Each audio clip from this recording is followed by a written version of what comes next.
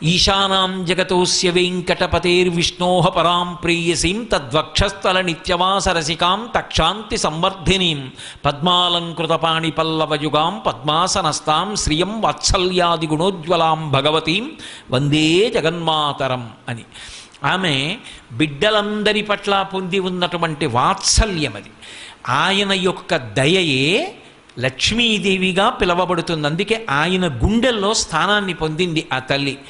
పరాశర భట్టర్లు శ్రీగుణరత్న కోశం చేస్తూ అంటారు, ఉల్లాస పల్లవిత పాలిత సప్తలోకి నిర్వాహకో రకిత నీమ కటాక్షలీలాం శ్రీరంగ హర్మ్య తలమంగళ దీపరేఖాం శ్రీరంగరాజ మహిషీం శ్రియమాశ్రయామహ అంటారు.